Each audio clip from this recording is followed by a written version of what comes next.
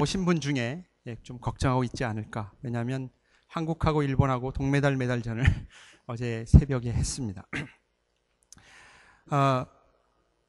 올림픽 사상 처음으로 동메달 따는 것에 대해서 굉장히 많은 사람들이 기뻐하고 즐거워하고 감격해했습니다. 특별히 일본을 이겼다라는 것 때문에 굉장히 통쾌하게 생각했습니다.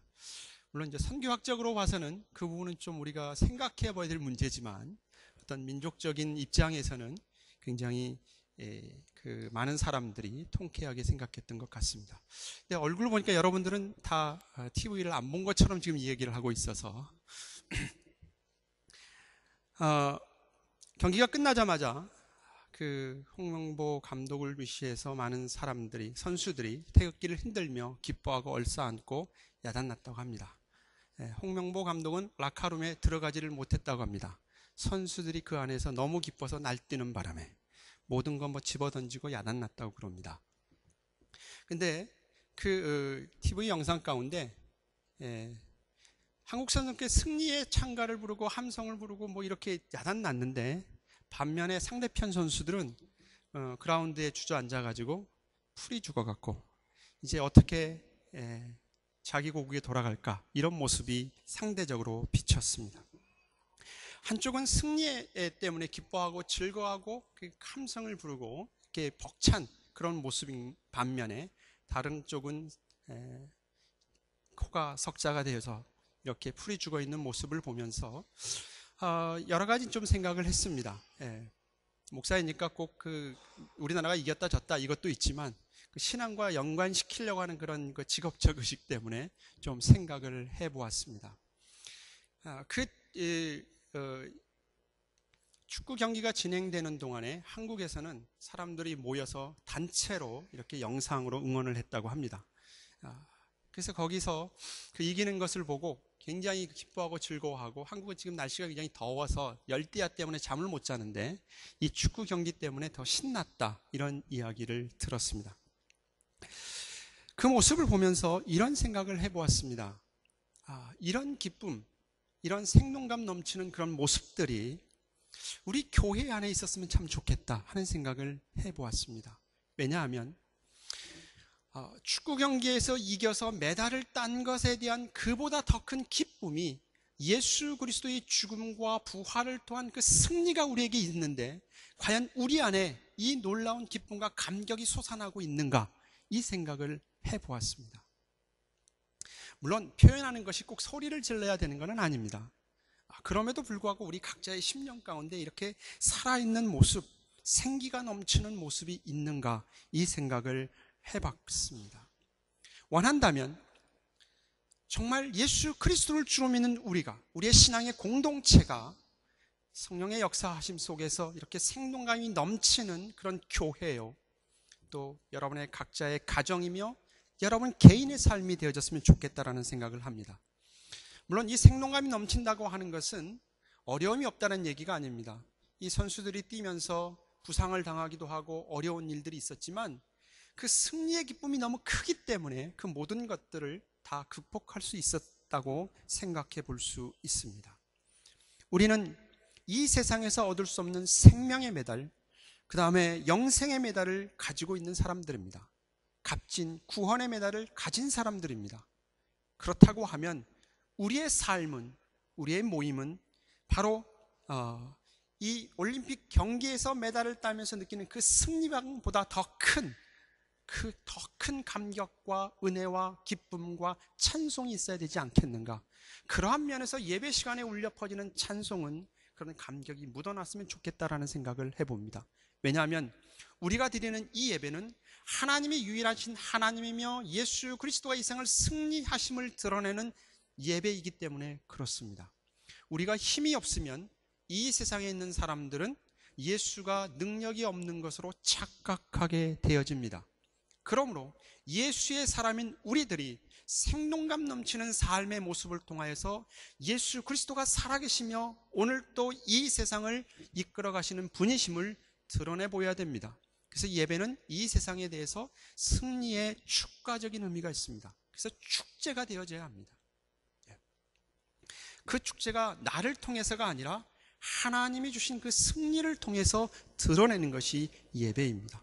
그래서 될 수 있는 한 여러분 찬송을 할 때 좀 힘차게 하십시오. 우리 스스로 다운시키지 말고 서로 격려하는 의미 속에서 같이 갔으면 좋겠다라는 생각을 해봅니다. 혼자 축구 응원하면 별로 재미없습니다. 같이 하면 더 신이 나지요. 그래서 하나님께서 우리를 이렇게 모아주셨지 않습니까? 각자의 삶의 모습이 다른데, 성격도 다른데, 평생 이 세상에서 다시 만나볼 수 없는 사람인데도 이렇게 모아주셨지 않습니까? 그러므로 함께 예수 그리스도를 바라보면서 찬송하며 구원의 감격과 기쁨을 통하여서 이 땅의 삶을 함께 살아갔으면 좋겠다는 생각을 해봅니다. 그런 면에서 주일은 기쁨이 넘쳤으면 좋겠습니다.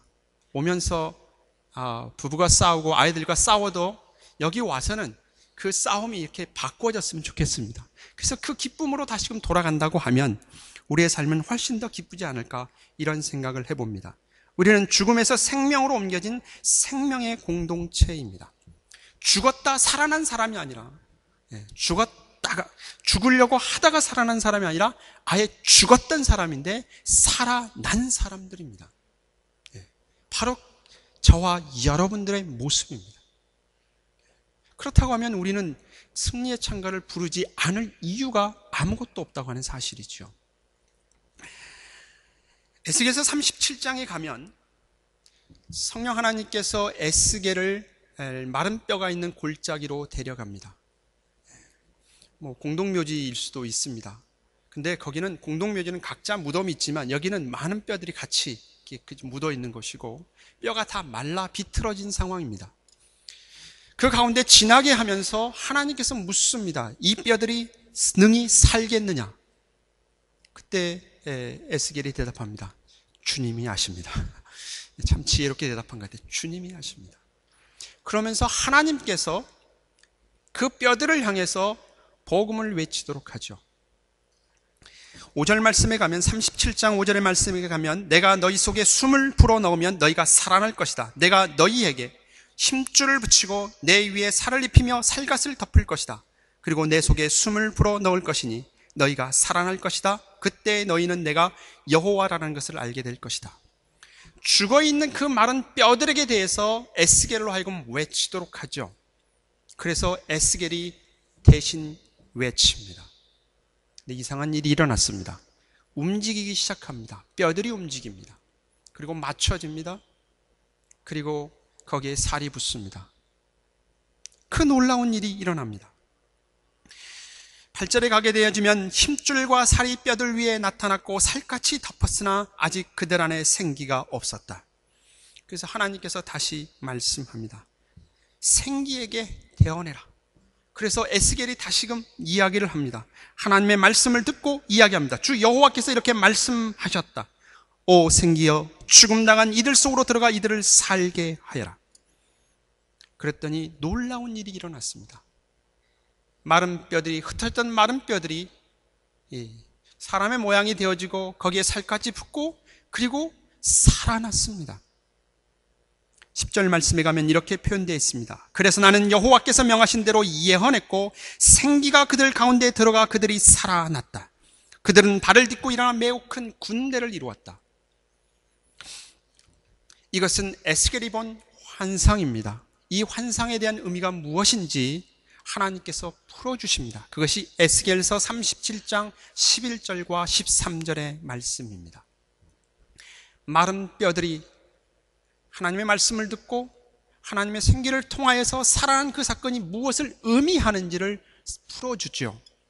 그것은 어떤 의미냐면, 지금 마른 뼈들은 당시 이스라엘의 상태였습니다.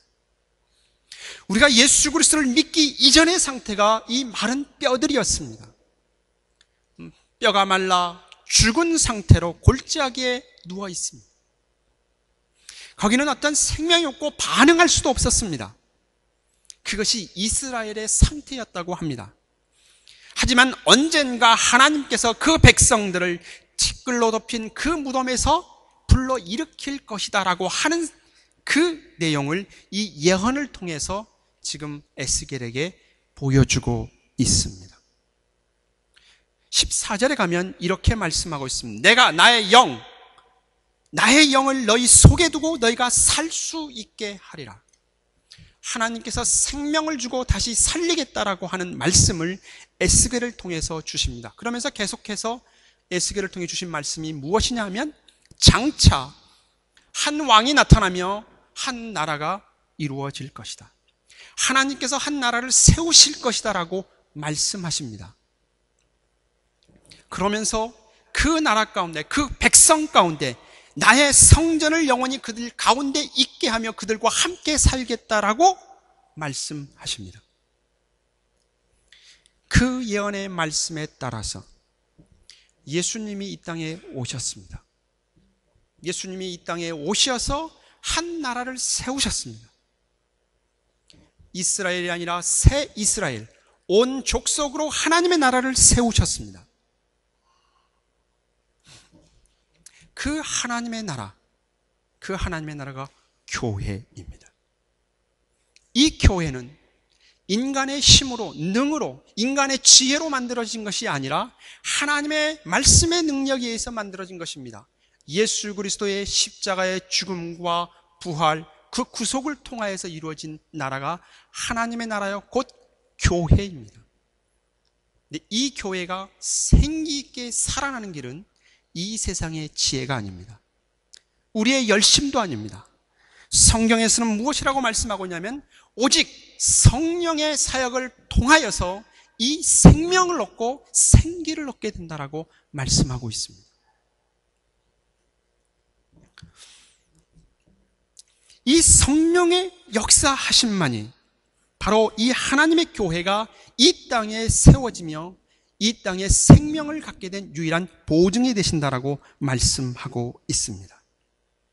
마른 뼈와 같이 무덤에 갇혀있는 자들에게 예수 그리스도의 십자가의 구속의 은혜와 성령의 역사하심을 인하여 살아나게 된 자들이 모여있는 것이 교회고 하나님이 세우신 겁니다.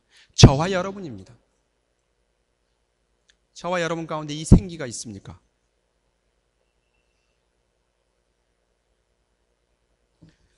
이 놀라운 생기가 지금 있습니까? 왜 생기가 없습니까?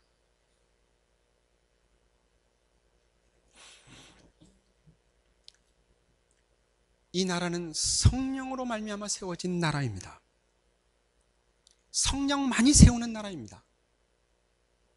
그런 면에서 우리는 오순절 성령 강림 사건이 지니고 있는 의미가 무엇인지에 대해서 다시 한번 생각하게 되어지며 성령 하나님의 역사하심과 일하심이 무엇인지에 대해서 다시 한번 관심을 가질 필요성이 있습니다. 교회는 오순절 성령 강림 사건을 통하여서 이 땅에 세워진 하나님의 나라이기 때문에 그렇습니다. 근데 왜 우리는 지금 오늘 읽은 본문의 말씀처럼 예수님께서 나는 이제 간다라고 하니까 제자들이 어디로 가십니까는 묻지 않고 걱정하고 있는 모습으로 앉아 있느냐라고 하는 것입니다. 왜 우리 가운데 마른 뼈가 살이 붙고 거기에 생기가 들어가서 살아나서 하나님의 군대가 되어졌는데 왜 우리는 이 모양으로 앉아 있느냐라는 것입니다. 무엇 때문에? 예수님이 아니 계셔서요? 성령 하나님이 오지 않았습니까? 무엇 때문에 그렇습니까? 우리 이 시간 심각하게 우리 자신들을 진단해 볼 필요성이 있습니다. 우리가 왜 교회로 모였는가? 왜 성령 하나님이 오시면 아니 되었는가라고 하는 것이죠. 근데 우리는 더 나아가서 성령 하나님이 오셨는데 왜 우리는 이러고 있느냐라는 것이죠. 오늘 본문의 말씀을 보겠습니다. 예수님께서 제자들에게 나는 간다라고 하니까 제자들이 걱정이 되어졌습니다. 왜 걱정이 됐냐 하면 예수님이 가신 이후에 오실 성령님에 대해서 알지 못했기 때문에 그렇습니다.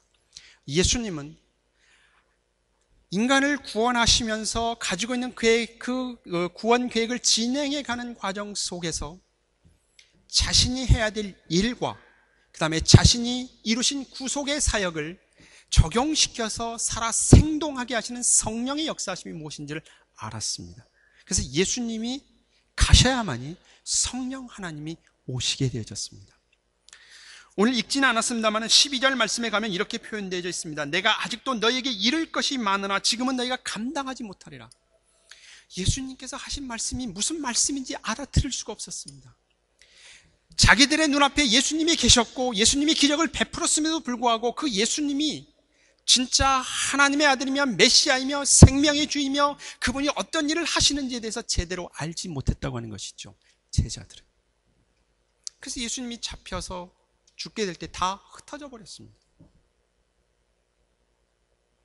왜냐하면 자기들과 함께 밥 먹고 살았으며 예수님의 기적을 보았고 예수님의 말씀을 수없이 들었음에도 불구하고 그 말씀이 살아있는 생기로 드러나지 못했다고 하는 것이죠.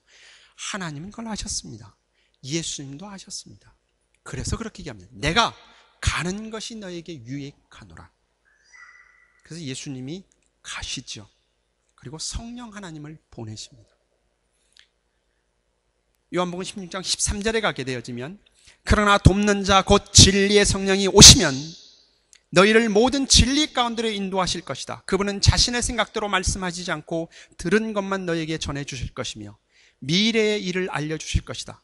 그분은 나를 찬송하실 것이며 내 것을 받아 너희에게 알려줌으로써 나를 크게 높이실 것이다. 성령 하나님이 오셔서 하시는 일은 무엇이냐면 예수님이 누구인지를 올바로 가르쳐준다, 그 말씀을 합니다.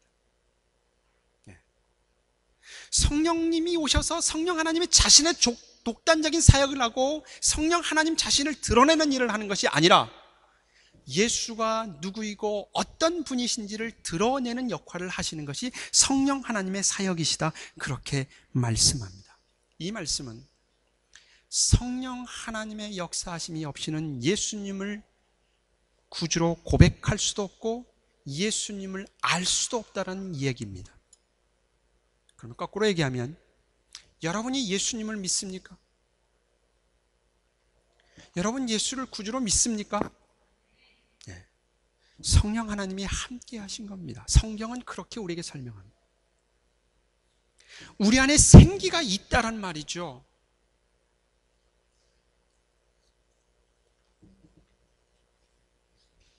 성령 하나님이 오시면 어떤 일을 하시는가? 오늘 본문의 말씀 속에서는 세 가지로 설명해 주고 있습니다. 죄와 정의와 심판에 관한 세상의 그릇된 생각들을 꾸짖어서 바꿔놓을 것이다, 그렇게 설명을 합니다. 죄와 정의와 심판. 성령 하나님이 이 땅에 오셔서 예수 그리스도가 누구인지를 드러내시는데 구체적으로 어떤 일을 하느냐 하면 첫 번째로는 예수를 믿지 아니하는 것이 죄다라는 것을 가르쳐준다는 겁니다. 성령 하나님께서, 성령 하나님이 오셔서 하시는 일이 예수를 믿지 않으면 죄다. 이 세상 사람들은 어두움 가운데 있기 때문에, 어두움 속에 있기 때문에 자신이 어두움 속에 있는 것을 인식하지 못합니다. 우리가 죄 아래 있을 때는 죄가 무엇인지 알 수도 없습니다. 그러나 성령 하나님이 오시면 우리로 하여금 그 죄를 깨우치게 하죠. 우리의 양심의 빛을 비추어서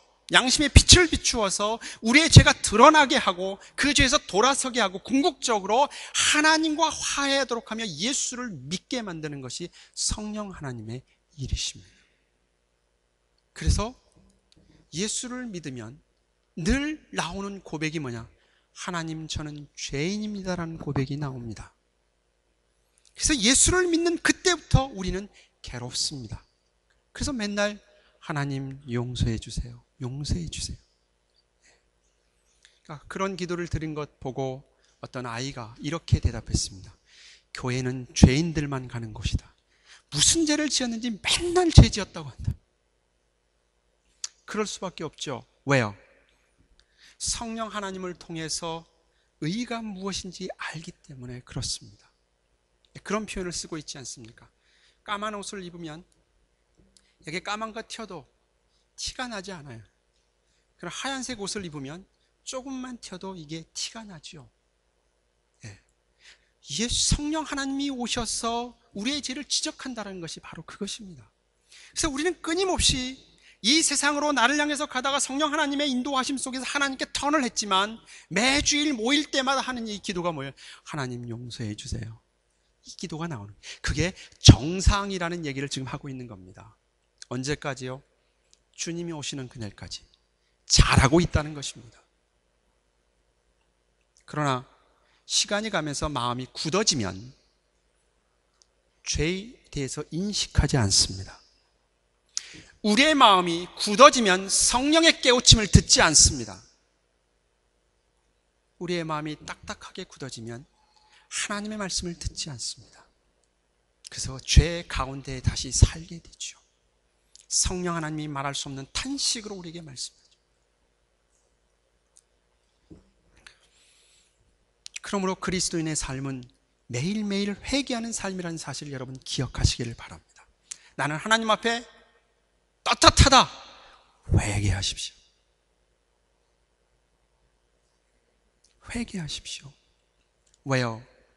이 세상에 있을 때는 우리는 죄 가운데 있기 때문에 죄가 무엇인지를 알 수도 없고 죄 속에서 허덕이기 때문에 그가 죄인 줄도 모릅니다. 그러나 이제는 이 죄에서 건짐받아서 하나님의 자녀가 되어졌기 때문에 하나님으로부터 벗어나는 것은 모든 것이 죄인 것을 알기 때문에 우리는 하나님 앞에 회개하는 겁니다. 물론 그렇다고 우리는 지옥 가지 않습니다. 하나님의 자녀된 신분으로서 우리 자신들을 돌아보는 것이죠.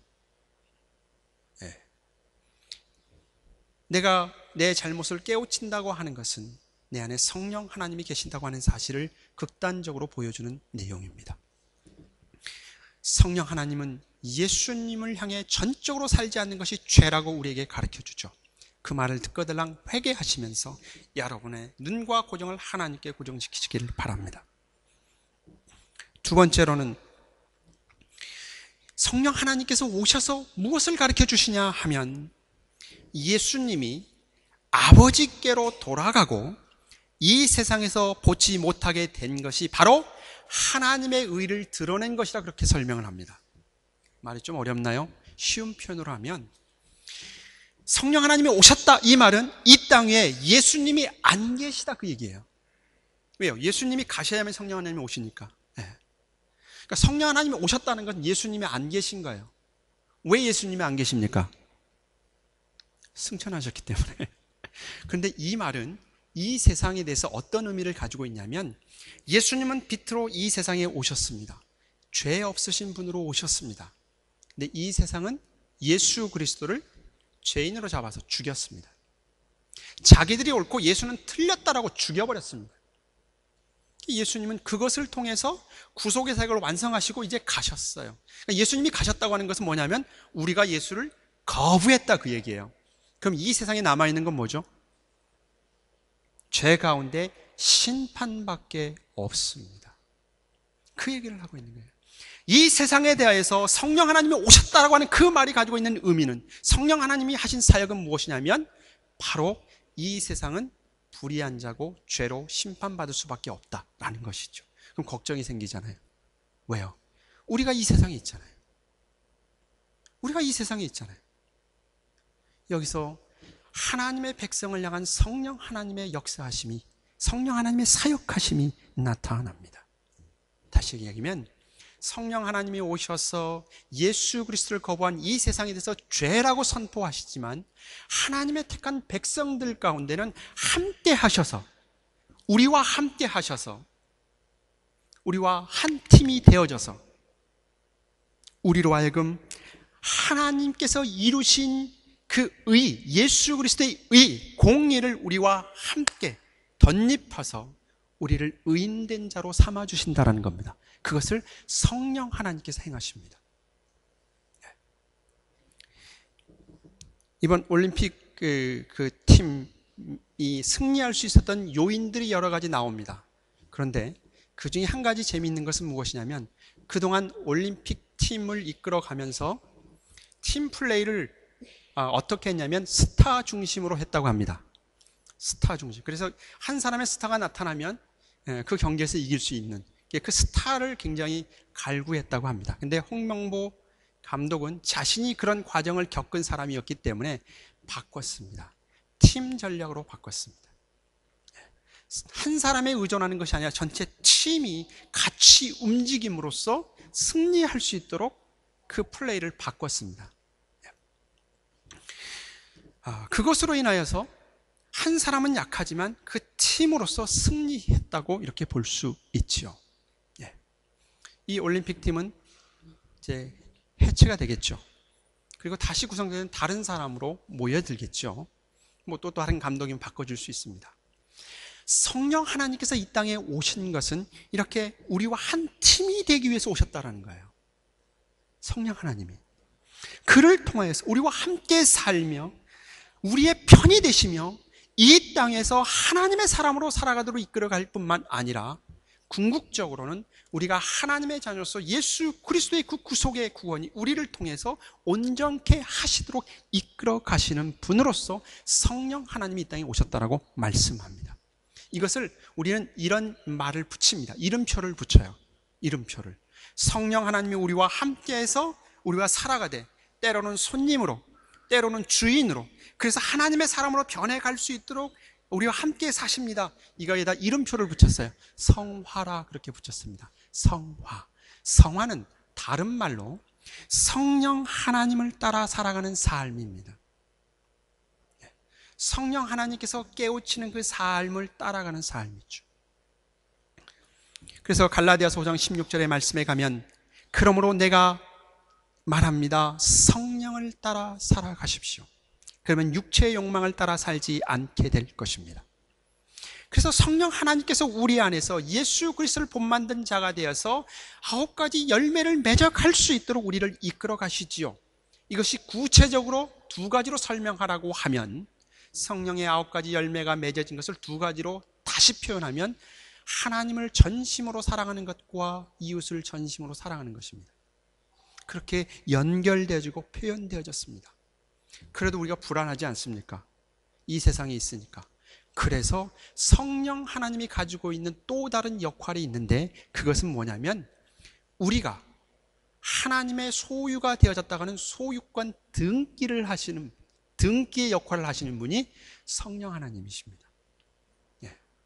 그러니까 성령 하나님이 이 세상에서 성령 하나님의 오심으로 예수님이 이 세상에 안 계시다라는 그 얘기는 너희들은 예수님을 배척해서 죄인이다 그 뜻이잖아요.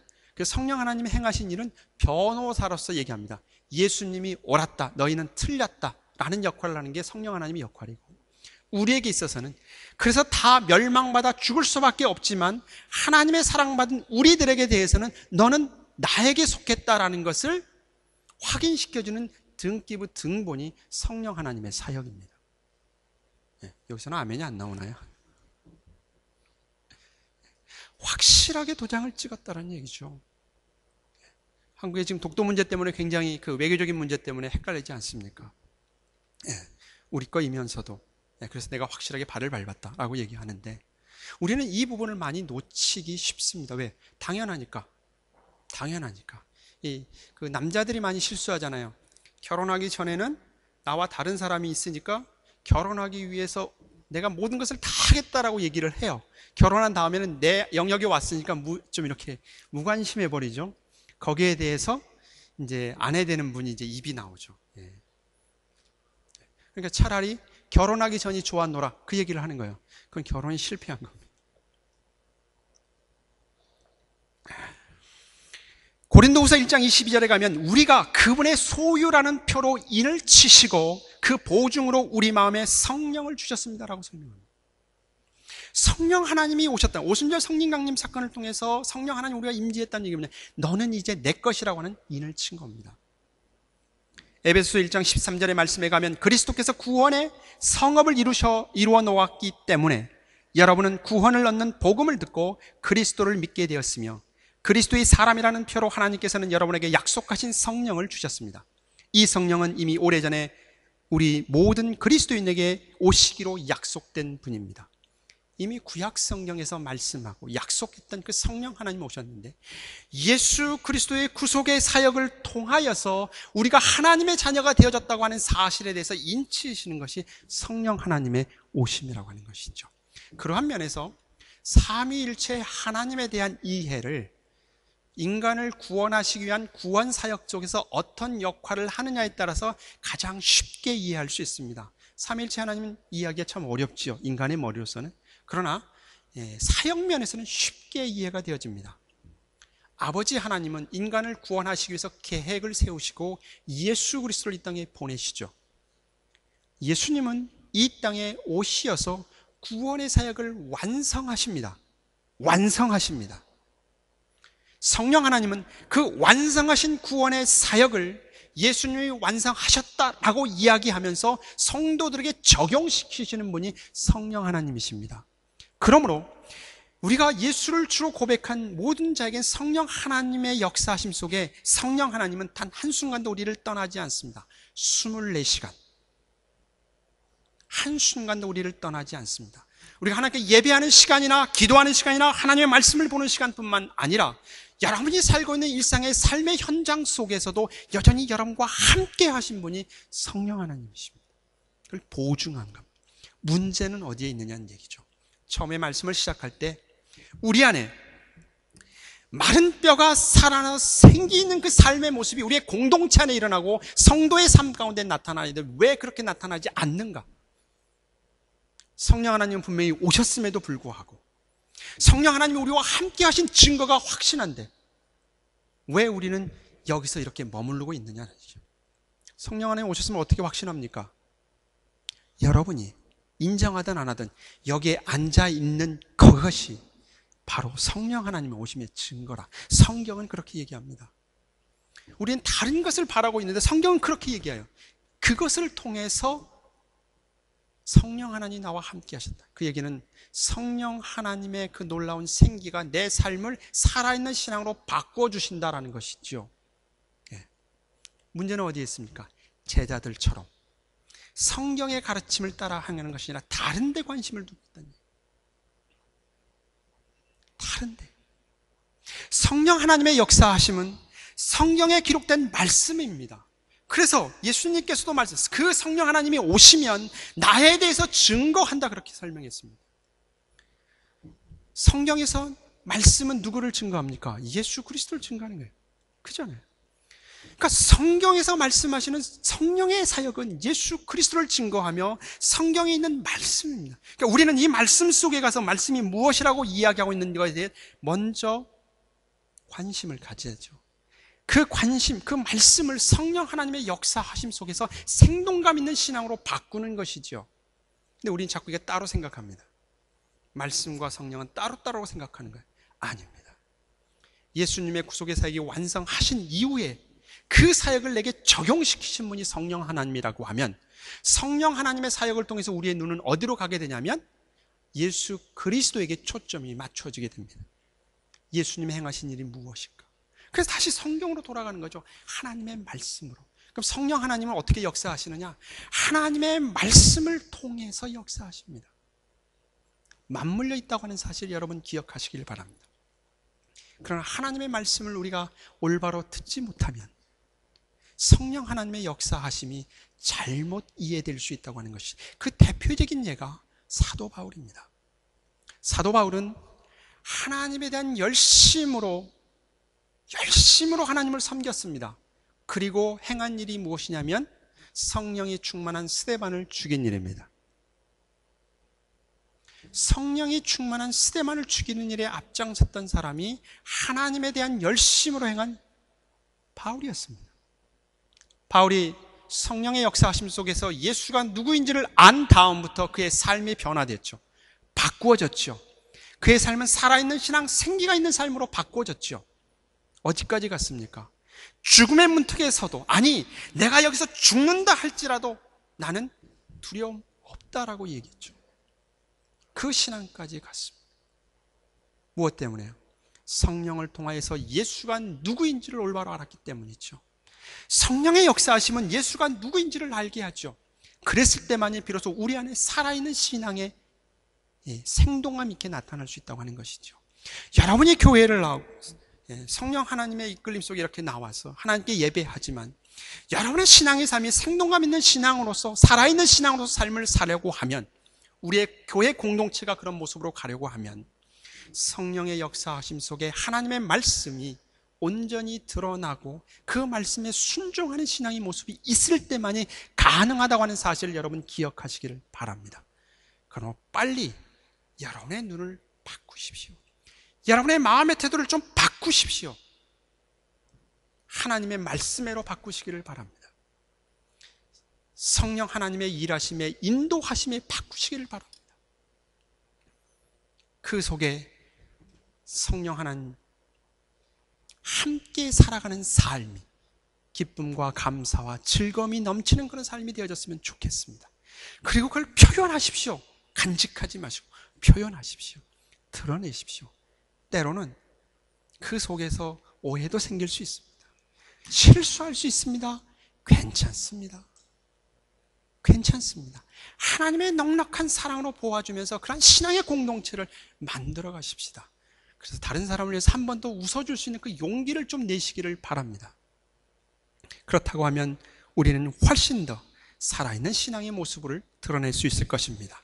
또 내가 내 영을 너희 속에 두어 너희가 살아나게 하리라는 이 말씀을 기억하시면서 예수 그리스도의 구속의 사역의 완성을 통해 우리 안에 계신 성령 하나님의 그 역사하심을 믿고 그 성령 하나님의 인도하심 속에 생기가 살아나는 신앙의 삶의 모습, 그리고 그것이 우리의 삶을 움직이고 우리의 교회를 움직여 갈 수 있도록 성령을 통해 하나님의 뜻을 깨우치고 성령에 충만하여 그리스도의 증인이 되어지고 성령 안에서 살아 움직이는 복된 성도의 삶이 있어지시기를 진심으로 축복합니다. 기도하겠습니다.